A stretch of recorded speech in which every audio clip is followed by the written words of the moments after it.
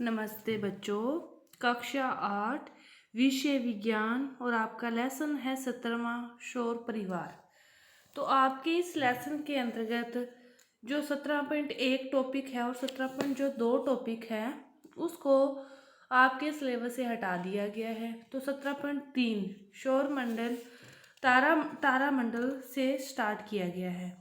तो देखो, जो 17.1 टॉपिक है उसमें चंद्रमा के बारे में बताया गया है और जो 17.2 टॉपिक है उसके अंदर तारों के बारे में बताया गया है। तो जो देखो तारे हैं उनके अंतर्गत जो सूर्य है ना, वो सूर्य के पश्चात जो निकटतम तारा है प्रॉक्सिमा सेंटोरी है और इसमें प्रकाश वर्ष इन चीज़ों के बारे में आपको बताया गया है। आपके पास बुक होगी तो आप पढ़ना चाहो तो उसको पढ़ सकते हो, लेकिन आपके सिलेबस में जो क्वेश्चन है, जहाँ आपका सिलेबस के जो टॉपिक हैं वो 17.3 तारामंडल से हैं। तो अपने पढ़ते हैं 17.3 तारामंडल। देखो, तारामंडल क्या है। तारामंडल तारों के समूह को, नाम से स्पष्ट हो रहा है ना। तारामंडल क्या है, तारों का समूह क्या कहलाता है, तारामंडल कहलाता है। कि पहचाने जाने वाले योग्य आकृतियों वाले तारों के समूह को क्या कहते हैं, तारामंडल कहते हैं। तारों के समूह को क्या कहते हैं, तारामंडल कहते हैं। तो प्राचीन काल में मनुष्यों ने आकाश में तारों को पहचानने के लिए तारामंडल की अभिकल्पना की। आजकल तो जैसे लोगों के पास, बच्चों के पास भी टाइम नहीं है फोन के अलावा, जब सोते टाइम बस फोन देखते हैं। तो पहले के टाइम बच्चे बूढ़े सारा रात को सोते टाइम खुले आकाश में जैसे गांवों में सोते हैं, तो वो तारों के बारे में बात नहीं करते। तो तारों के फिर अलग अलग समूहों के बारे में उनको दादा दादी नाना नानी जानकारी देते कि ये सप्त ऋषि है, इसमें 7 तारों के समूह को क्या कहते हैं, सप्त ऋषि। इस प्रकार 5 तारों के समूह को क्या कहते हैं। तो वो तारों का समूह आकाश में रात को दिखाई देते हैं अलग अलग जगह, तो उन्हें क्या कहते हैं, तारामंडल कहते हैं। तो आप इनको, कई तारामंडलों को तो आप आसानी से रात को अब भी देख सकते हो। तो देखो, ये तारों के समूह के बारे में आपको बताया गया है कि लियोमेयर के जो तारों का समूह होता है वो ऐसे होता है, आकृति है ना, ऐसी सी आकृति दिखती है, उसे क्या कहते हैं, लियोमेयर। कैसियोपिया ऐसे होता है, ओरियन ऐसे होता है और ग्रेट वियर ऐसे तारों का समूह होता है। तो अब भी ये रात्रि में हमें कुछ तारे मंडल तो आसानी से दिख सकते हैं। तो जो खुले आकाश में रात्रि के अंधेरे में आप आसानी से देख सकते हो। तो देखो कि सर्वविख्यात तारामंडलों में से एक विख्यात तारामंडल क्या है, सप्त ऋषि, जिसके बारे में मैं आपको बता रही थी।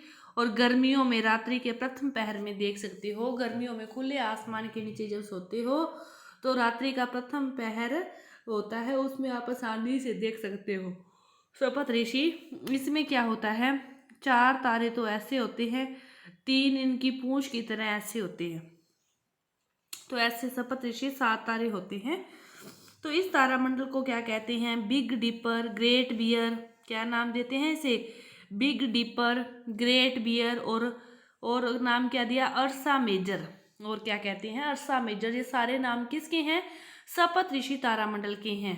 इस तारामंडल में 7 जो तारे हैं वो स्पष्ट रूप से दिखाई देते हैं और यह बड़ी क्लची या प्रश्न चिन्ह जैसा प्रतीत होता है। और इस क्लची की हथी में 3 तथा कटोरी में 4 तारे होते हैं। इसमें तो क्या होते हैं, 4 तारे, और इसकी पूंछ के अंतर्गत 3 तारे होते हैं।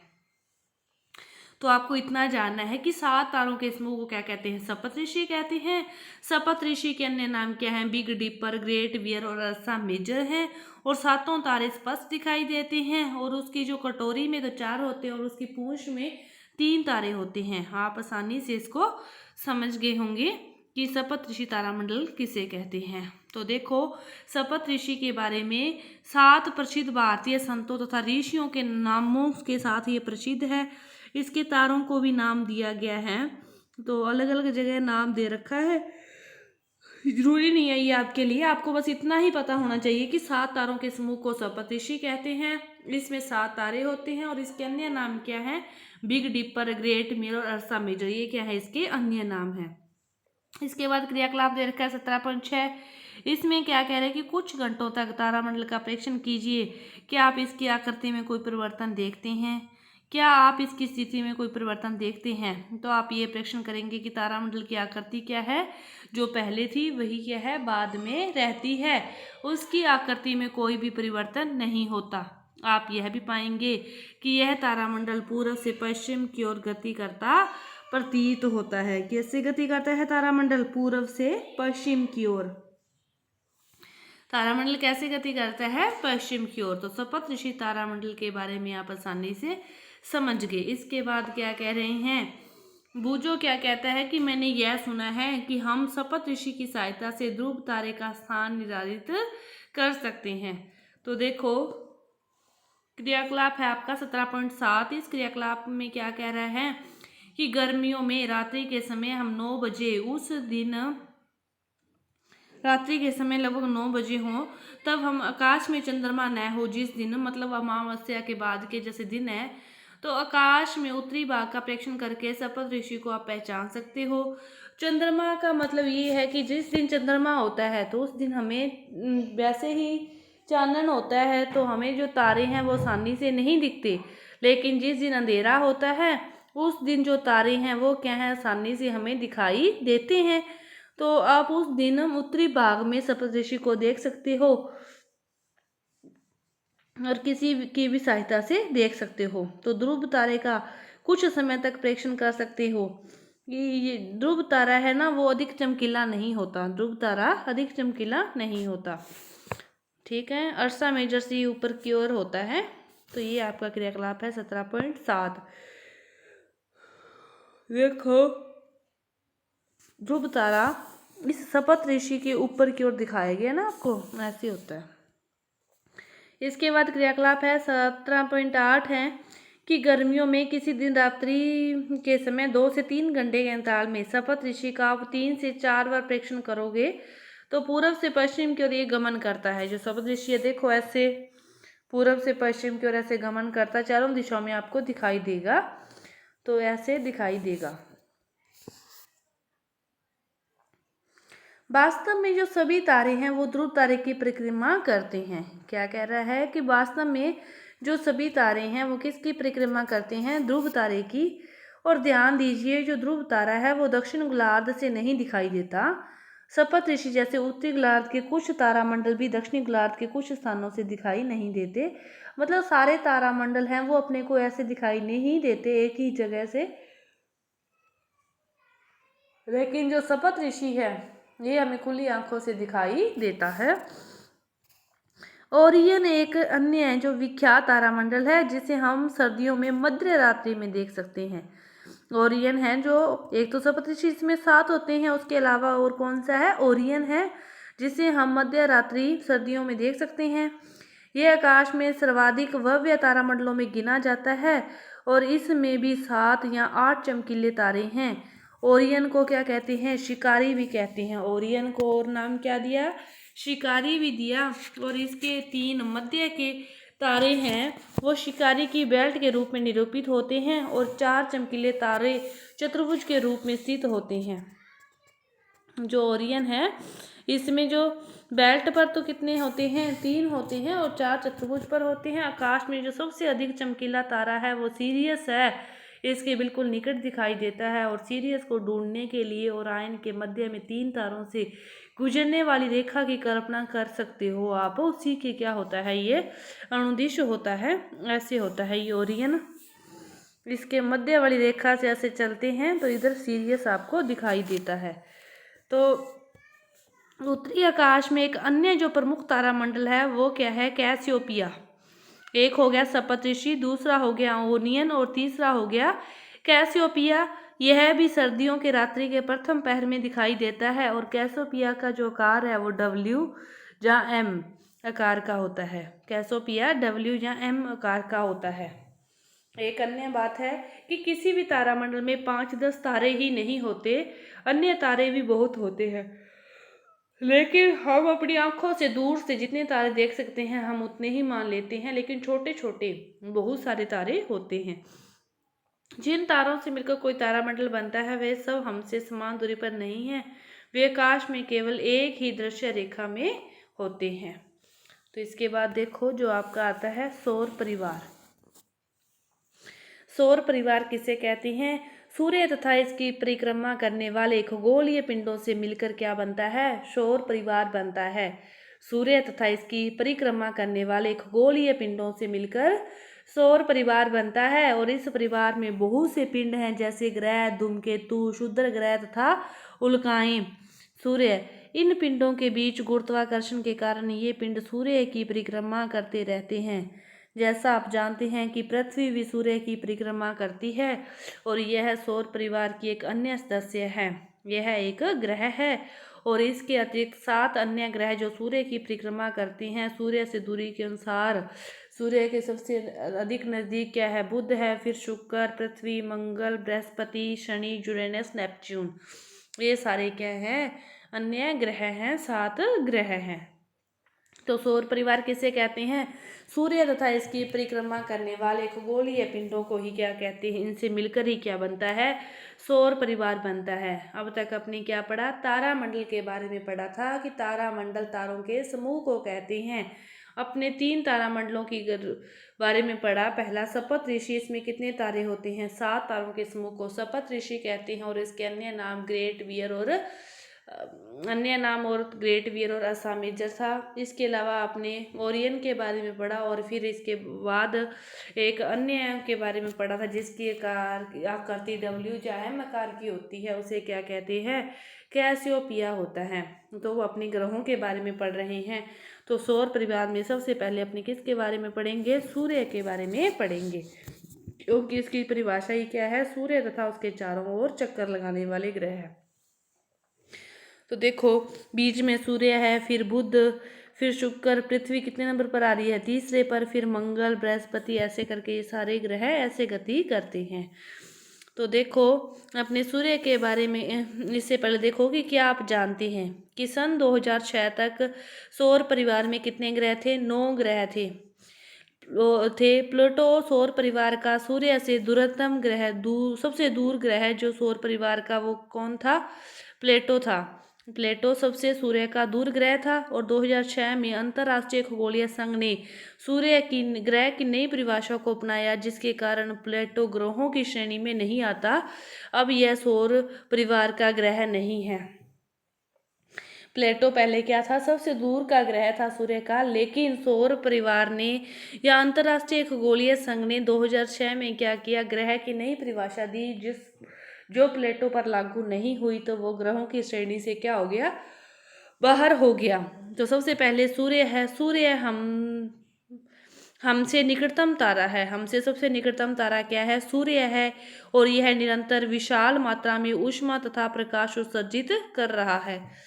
पृथ्वी की लगभग समस्त ऊर्जा का स्रोत क्या है? सूर्य है और वास्तव में सभी ग्रहों की ऊष्मा तथा प्रकाश की ऊर्जा का प्रमुख स्रोत भी क्या है? सूर्य ही है।